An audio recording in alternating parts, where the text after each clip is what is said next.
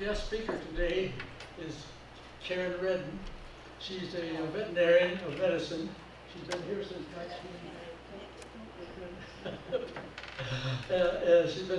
1974. I'll let her explain history. Thank you. Karen.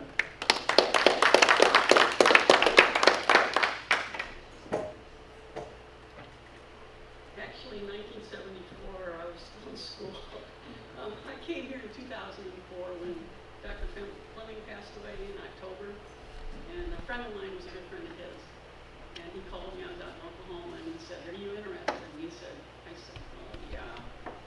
And he said, "Well, I'll keep it open until you get here." So here I am, and been here ever since. I kind of like it because it's a nice small town, and I'm not really very good in crowds and things like that, so just having a small, intimate kind of community really helps. Not much to say. I'm one of those people that changed professions midlife, you know, the old midlife crisis. And I actually grew up in a bakery, and I ran the bakery for probably 20-some years. And but my passion was always my animals. I mean, when I graduated with a master's degree in 1976, my dad gave me a pair of baby llamas as a present. Nobody knew anything about llamas back then. They didn't know gestation, they didn't know anything. The good thing was, a really good friend of mine was a zoo vet in Fort Wayne, and he put me in contact with a guy at the zoo that every time Susie wouldn't eat, I'd call him, Ralph, Susie's not eating, what do I do? And she'll eat when she gets hungry. And now they know a lot about llamas, and a lot of people have them as pets and things like that. But anyhow, what I really wanted to talk about today was, I think one of the concerns that Hicksville has, and that's the overpopulation of cats. And I mean, it is a pretty big problem here, and the fairgrounds is another big problem. And I thought I had somebody lined up to help me, because the intent at the fairgrounds was to trap, test, spay, neuter, release, you know, those cats. But this person is left and moved to Fort Wayne. And the problem with trying to catch them is I need somebody that, or actually a number of people that would be willing to check the traps at least a couple times a day. And I know the shelter will help, and there's been some funds because testing cats is very expensive. And you need to test everyone because we need to eliminate the ones that have leukemia or FIV, that kind of thing. And then what it would do is establish a healthy population of cats at the fairgrounds, and we need them there because cats are important for rodent control.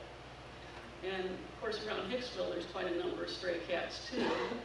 And the only way we're going to get rid of that problem is for people to at least help spay and neuter these animals before we, because if you have, a cat can potentially have 3 litters a year. They can start getting pregnant at the age of 4 months. So supposing your cat gets pregnant at 4 months, 2 months later it has a litter, there's 4 kittens, half of them are females. So 4 months later, those females are going to get pregnant, and then that mother cat that had 4 is going to have another, you know, potentially 8 kittens that year, and so it explodes pretty fast. And probably the only thing that really keeps them in check is disease wiping out, you know, a number of the cats, because we do in Hicksville have a lot of leukemia and FIV, and that's the other thing. You know, if we did this, we would have to test them, make sure they're healthy, you know, and vaccinate the ones that we could, and send them back out to do their work. But you know, that's one of my goals that I would like to achieve sometime down the road, is to try to get this cat situation under control. It would be nice if we could get other veterinarians to help, but like as with the shelter, we don't seem to be getting a lot of people stepping forward to help. I mean, I'm at the shelter on Fridays, every Friday, and I have so much work over there, and during the week, getting phone calls all the time. Actually, I've got to be back there pretty soon now, because there was a humane case, and there's a litter of puppies potentially have parvo.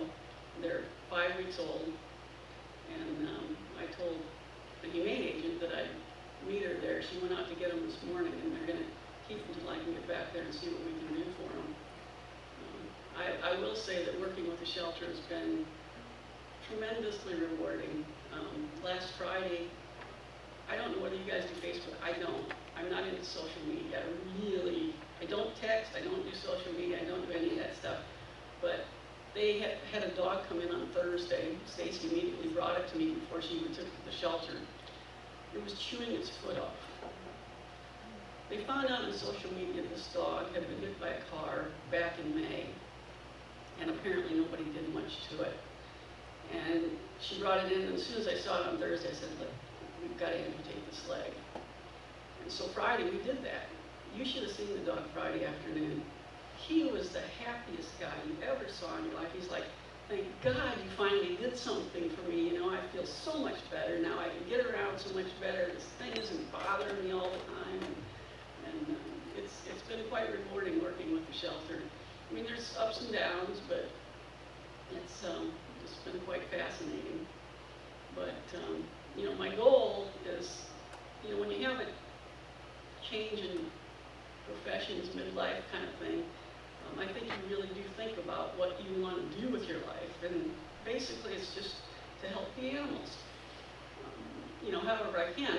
I'm getting older now. I can't do much with large animals. I kind of limit even when I can handle large dogs, because as you get older, I mean, pretty much my limit when I pick something up is about 70 pounds. Now, if it's on the table, I can move it if it's over 100 pounds, but if I'm picking it off the floor, 70 pounds is just about my limit. And we do have another veterinarian in Defiance County. He was our kind of a liaison between us and the ag department, and his name's Dr. Haar. And his passion is large animal, and he quit working for the government. He's doing large animal now, and he's willing to help the shelter and things like that. So things are looking better, and you know, it's really nice to be in Defiance County, because I found the people in Defiance County have a real passion for animals, and especially the people I've worked with at the shelter and the Humane Society and Dr. Haar and all that. They're really willing to go, you know, as far as they can to help the animals. Other than that, is there any questions or anything? I have a question. Yes. When you have someone go check these cats in the cage, what do you do if there's a cat in there? Then they call me and say, look, I've got a cat. I just ask that they call me. And I do have clients that will catch cats that are like feral. Mm-hmm. And the thing about that is, it's kind of a spur of the moment thing. I mean, you can't plan on catching these guys. So just call me, they bring them in, then we just get them done, you know, usually that day. But what if you catch a cat that you know is someone's pet, has a collar, do you still check it for? Well, ultimately you would want to see if it's somebody's pet, you want to return it to them. And if it's somebody's pet, you hope it's vaccinated and that kind of thing. You know, most of the cats, like at the fairgrounds, I'm sure aren't people's pets. But I'm sure around Hicksville there's a lot of cats, you know, traveling between house and house, and somebody's pet. One of my clients told me his cat got out one night. They don't allow their cats out. And he took off looking for it, and it was after dark. And he said, you know, I never realized there were so many stray cats running around Hicksville. He said, every corner I turned around, here was another stray cat. And he was lucky he found his cat.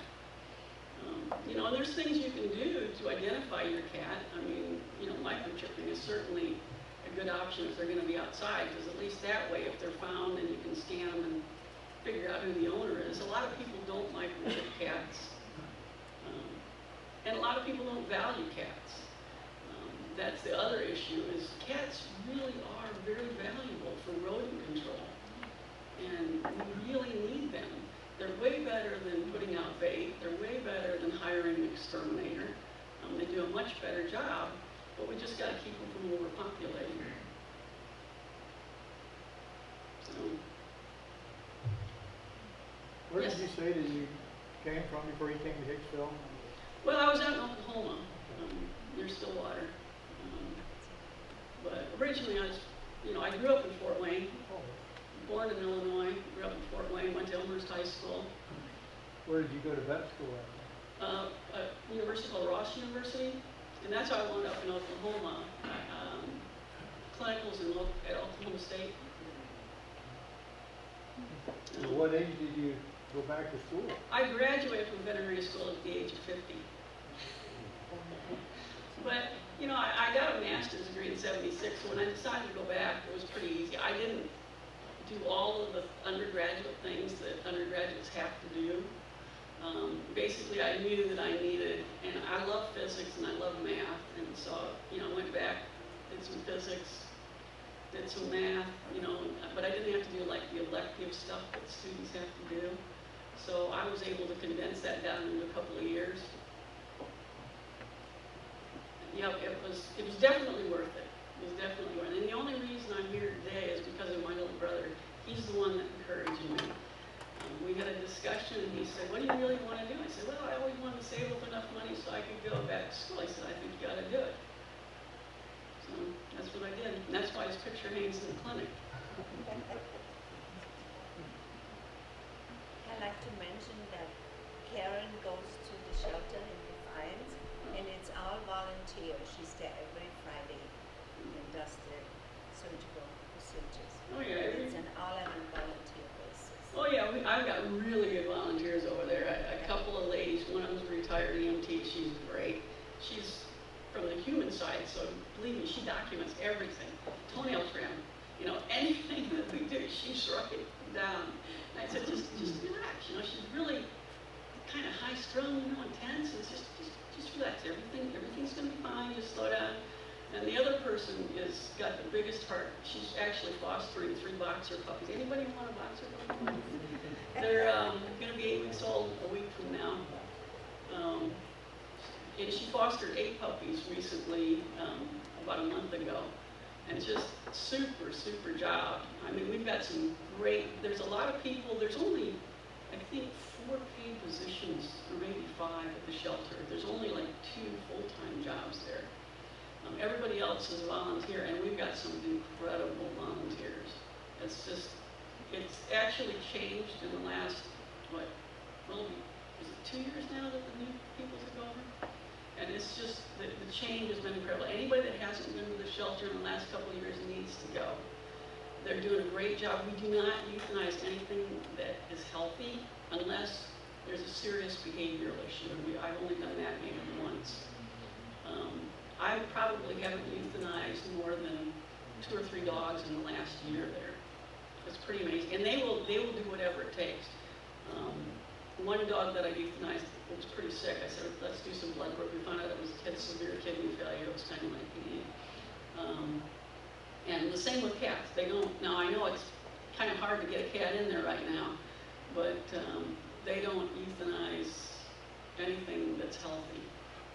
They don't even like to do abortions over there. So if they get a pregnant cat in, they won't. Now, if it's a public cat and the public person says, I want this cat to have an abortion, I will do that. But as far as the shelter is concerned, any cat that goes in over there that's pregnant, it's going to have its kittens. But it's been extremely rewarding working, especially with the new group, because they're so animal proactive. It's just amazing. But yeah. I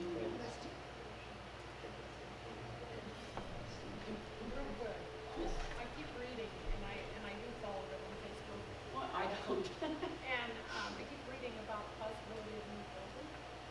Well, part of the problem is, and I only get this because I go to some of the meetings that they have. The county, like for instance, the barn over there, they won't allow them to do anything. Like, right now over there, they have 2 rooms for cats. They're in the center. All these dogs around jumping and barking, and these cats, they live in that. And it would be nice if we could get them someplace where they could have like their own place and maybe be able to go outside a little bit, get some sunshine and fresh air. But the county won't let them do anything with that barn. And that would be perfect, because there's there's space in that barn that you could set up a nice little, like, big cat room where they had lots of room. Right now, the rooms are real small. I mean, they've done as much as they can with, like, things the cats can climb on and things, and, I mean, the dogs are pretty well taken care of, because they get out to walk at least 3 times a day, and they're outside a lot. There's one volunteer, Noreen, she's taking them back to Oxbow. I mean, she takes them on long walks, and they, you know, they have pretty good, and when I was over there on Sunday, she's outside playing ball with one of them, you know, getting some exercise. And she's just a volunteer. You know, and if you know anybody that wants to volunteer,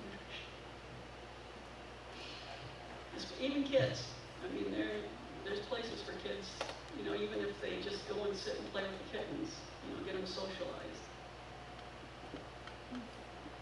What's the strangest animal that's been brought to your?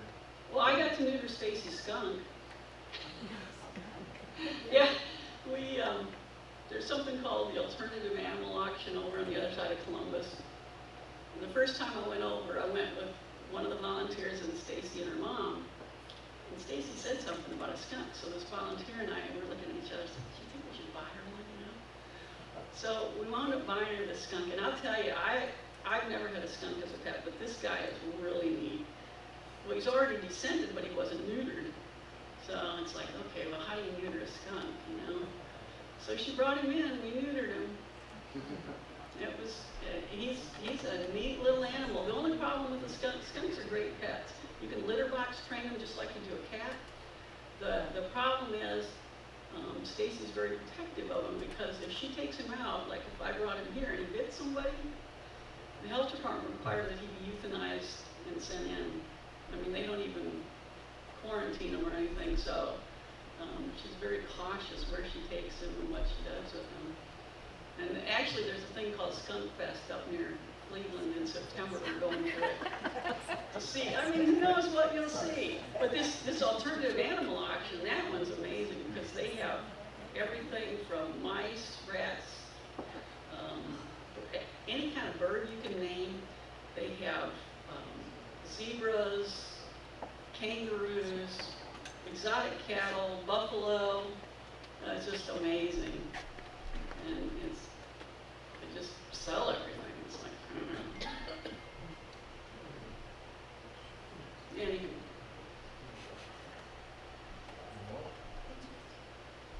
Oh, it is. Believe me. We're already making plans to go to it next spring. I don't know about skunks. Well, you have to meet If it. there's one that hasn't been taken care of, I might know. Any more questions? Thank you, Sharon.